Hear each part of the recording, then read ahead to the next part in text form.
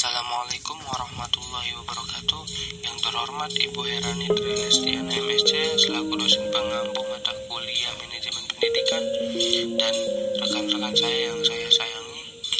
Kami dari kelompok 6, saya Nurul Fadli Husaini selaku moderator ditemani dengan rekan-rekan saya Saudari Vivit Lailia dan Saudari Rusmiyati.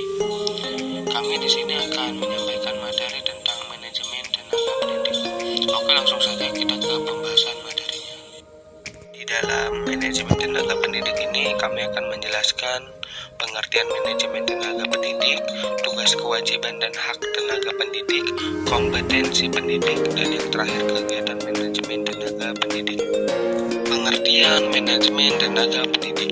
Untuk pengertian manajemen itu sendiri, menurut tim dosen administrasi pendidikan, adalah aktivitas yang harus dilakukan mulai dari pendidik masuk ke dalam organisasi pendidikan sampai akhirnya berhenti melalui proses perencanaan sumber daya manusia, perekrutan, seleksi, penempatan, pemberian kompensasi, penghargaan, pendidikan dan latihan, atau pengembangan dan pemberhentian. Untuk pengertian pendidik, pendidik adalah tenaga kependidikan yang berkualifikasi sebagai guru, dosen, konselor, pamong belajar, mediais, wara, tutor, instruktur, fasilitator, dan sebutan lain yang sesuai dengan kekhususannya, serta berpartisipasi dalam menyelenggarakan pendidikan menurut Undang-Undang Nomor 20 Tahun 2003. Jadi, pengertian manajemen tenaga pendidik adalah suatu kegiatan merencanakan, mengelola, dan mengorganisasikan, mengkomunikasikan sumber daya pendidikan agar dapat berjalan atau melaksanakan tugas dan tanggung jawabnya secara efektif dan efisien dengan maksud tercapainya tujuan pembelajaran atau tujuan pendidikan sebagaimana yang diharapkan. Tugas, kewajiban, dan hak tenaga pendidik.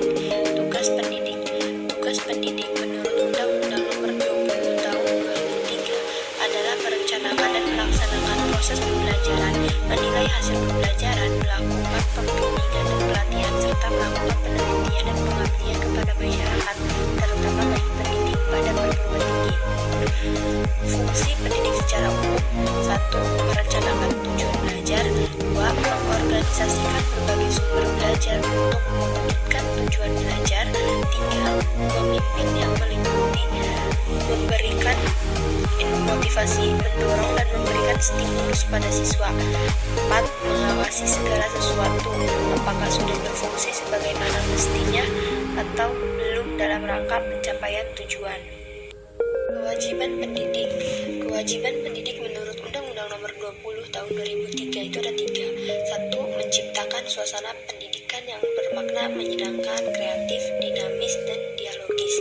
2. Mempunyai komitmen secara profesional untuk meningkatkan mutu pendidikan. Dan 3. Memberikan teladan dan menjaga nama baik lembaga, profesi, dan kedudukan sesuai dengan kepercayaan yang diberikan kepadanya. Slide 7 tentang hak tenaga pendidik. Hak tenaga pendidik dalam Undang-Undang Nomor 20 Tahun 2003 itu ada 5. Penghasilan, penghargaan, pembinaan, perlindungan, dan kesempatan. Untuk penghasilan dan jaminan kesejahteraan sosial yang pantas dan memadai. 2. Penghargaan sesuai dengan tugas dan prestasi kerja. 3. Pembinaan karir sesuai dengan tuntutan pengembangan kualitas. 4. Perlindungan dalam melaksanakan tugas dan hak atas hasil kerjanya tertentu. Dan 5. Kesempatan untuk menggunakan sarana, prasarana, dan fasilitas pendidikan untuk menunjang kelancaran pelaksanaan tugas. Materi kita selanjutnya adalah mengenai kompetensi pendidik. Kompetensi pendidik terbagi menjadi 2, yaitu yang pertama, penguasaan kompetensi dasar. 10 kompetensi versi JBTE kemudian oleh Departemen Pendidikan Nasional dijadikan sebagai profil kompetensi dasar guru di Indonesia, yaitu diantaranya adalah menguasai bahan, mengelola program pembelajaran, mengelola kelas, menggunakan media atau sumber belajar, menguasai landasan-landasan kependidikan, mengelola interaksi pembelajaran, menilai prestasi siswa untuk kepentingan pendidikan, mengenal fungsi dan pelayanan bimbingan dan penyuluhan, mengenal dan menyelenggarakan administrasi sekolah, memahami prinsip-prinsip dan menafsirkan hasil-hasil penelitian pendidikan guna keperluan pengajaran. Kemudian, kompetensi yang kedua adalah penguasaan kompetensi pedagogik, kepribadian, sosial, dan profesional. Dalam Peraturan Menteri Pendidikan Nasional Nomor 16 Tahun 2005 mensyaratkan kompetensi yang harus dimiliki seorang guru meliputi kompetensi pedagogik, kompetensi kepribadian, kompetensi sosial, dan kompetensi profesional. Kemudian, materi yang selanjutnya adalah mengenai kegiatan manajemen tenaga pendidik. Yang pertama adalah analisis kebutuhan dan formasi tenaga pendidik. Analisis kebutuhan pegawai dapat dilakukan berdasarkan jenis pekerjaan, sifat pekerjaan, perkiraan beban kerja, perkiraan kapasitas pegawai, jenjang dan jumlah jabatan serta pangkat, analisis jabatan, prinsip pelaksanaan pekerjaan, peralatan yang tersedia, dan kemampuan keuangan lembaga. Kemudian yang kedua adalah rekrutmen tenaga pendidik. Dalam proses rekrutmen, ada beberapa hal yang perlu diperhatikan. Di antaranya adalah batasan-batasan pasar tenaga kerja dengan mempertimbangkan orang-orang yang mencari pekerjaan dan lembaga yang mencari pegawai, keterampilan yang tersedia, kondisi perekonomian, dan menarik tidaknya suatu lembaga atau organisasi. Berikut adalah metode penarikan pegawai.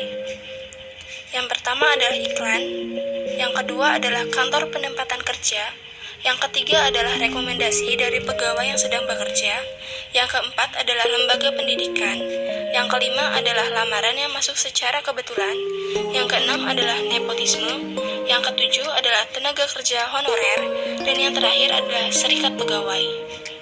Kemudian, langkah-langkah dalam proses memilih tenaga kerja adalah wawancara pendahuluan, pengisian formulir, memeriksa referensi tentang karakter, pekerjaan dan sekolah, persetujuan atasan langsung, pemeriksaan kesehatan, dan yang terakhir adalah induksi atau orientasi.